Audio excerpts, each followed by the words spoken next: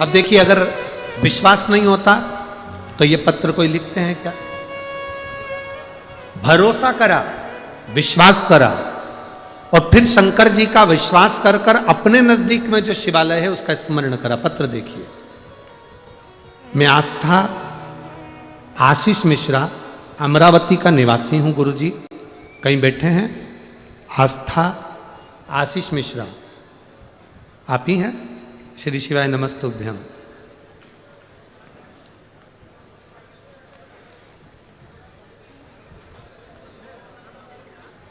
बच्चा आया साथ में? लिया इसको, लिया।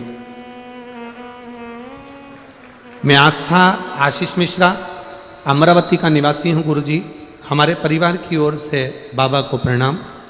मैं बाबा का क्या गुणगान करूं गुरुदेव? बाबा जो भी देता है वो छप्पर फाड़ कर देता है गुरुदेव। मेरा बेटा 2 महीने का था, तब से उसको एक बीमारी लग गई थी, जिस बीमारी का नाम DBS था। एक ऐसी बीमारी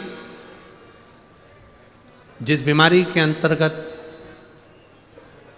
बच्चा धीरे धीरे मृत्यु की कतार पर आ जाता है। गुरुदेव, इस बीमारी ने मेरे बच्चे को 2 महीने का था तब से पकड़ लिया था। ब्लड के चेकअप चलते रहे, पूना, दिल्ली, नागपुर, मुंबई। हम 1 मिनट भी चैन से नहीं बैठे जब से ये 2 महीने का था तब से। गुरुदेव, धीरे धीरे ये बच्चा बड़ा होते गया, इसकी बीमारी बढ़ती चली गई, और ये बच्चा 2016 में इतना बीमार पड़ गया कि इसके शरीर की जो बीमारी थी और फैलती चली गई। अब शरीर ने काम करना बंद कर दिया। लाखों लोगों में किसी एक व्यक्ति को ये बीमारी होती है गुरुदेव, जिसको DBS कहते हैं।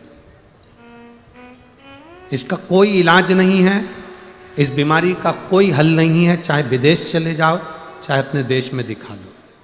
हर 15 दिन में खून की जांच होती थी, बच्चा तो भी ठीक नहीं रह पाता था।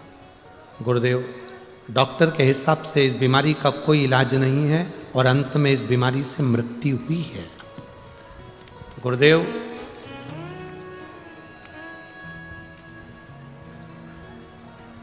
पूना और घर हमारा घर जैसा हो गया था। हम कभी पूना रहते, कभी यहाँ आ जाते बेटे को ले लेकर। समय जाता गया, 2 महीने से इलाज चल रहा था। जब ये 2 महीने का था, 2015 से 2023 तक इसका इलाज चला।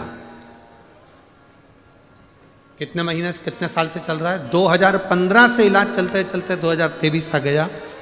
सारी उम्मीदें तोड़ चुके थे, ये बच्चा हाथ से निकल गया था। डॉक्टर के हिसाब से ही ये केवल एक चलती फिरती एक मुद्रा है, बाकी के कुछ नहीं। हाथ ऊंचे कर दिए डॉक्टर ने। फिर एक किसी ने कहा कि आप शंकर जी के मंदिर जाते हो, एक लोटा जल चढ़ाते हो। 2023 में हमें उम्मीद जगी। किसी ने कहा सीहोर वाले महाराज की कथा आती है, वो 1 लोटा जल चढ़ाने को बताते हैं और सारी समस्या का हल बताते हैं, आप उस कथा को सुनो। मैंने, मेरे बच्चे ने 2023 में इस कथा को सुनना प्रारंभ करा। हम रुद्राक्ष लेने के लिए सीहोर गए, रुद्राक्ष लिया, इसके गले में धारण कराया। आप लोग पत्र पढ़ सकते हैं साथ में। रुद्राक्ष लिया, गले में धारण कराया। हम सीहोर से आने के 4-5 दिन निकले थे। मेरा बेटा 2015 से बीमार था। ऐसी बीमारी थी जिस बीमारी का कोई हल नहीं है। 2023 आ गया। पहली बार सीहोर की धरा पर हमने पांव रखा। हम कुबेरेश्वर धाम ऑटो में बैठकर गए। गेट पर हमने प्रणाम करा। अंदर जाकर कंकर शंकर पूजन करके एक रुद्राक्ष लिया, बेटे के गले में वहीं पर डाल दिया। बाबा को चढ़ा हुआ जल पिलाया। वहाँ से प्रणाम कर कर हम वापिस आए। 5 दिन निकले, वापिस हम इसको पूना लेकर गए। जब पूना लेकर गए तो पहली बार डॉक्टर के मुख से निकला कि अब इस बच्चे को लाने की जरूरत नहीं है, यह बच्चा पूर्ण तरह से स्वस्थ हो चुका है। इसकी जो बीमारी थी, जिस बीमारी का नाम सुन के लोग डर जाते हैं, वो बीमारी अब इसके शरीर से समाप्त हो गई है। इस बच्चे को वापस ले जाओ। मेरी सास ने संकल्प लिया था 5 कथा सुनेगी, अगर मेरे बेटे को आराम लग जाएगा। तो उस मेरी सास ने हिंगोली, आकोला, नागपुर, जलगांव और अब मेरी सास अमरावती की कथा सुन रही है, क्योंकि मेरे बच्चे को आराम लग गया। आजा बेटा, चल रहा है।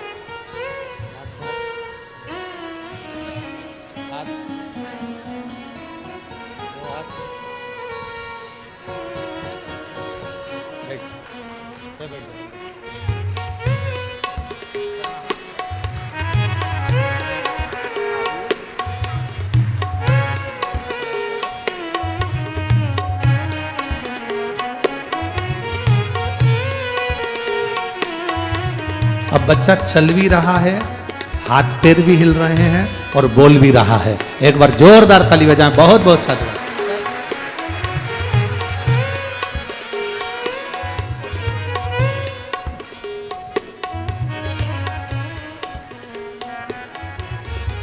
शिव कृपा, शिव की उदारता, शंकर की करुणा सहज नहीं है महाराज।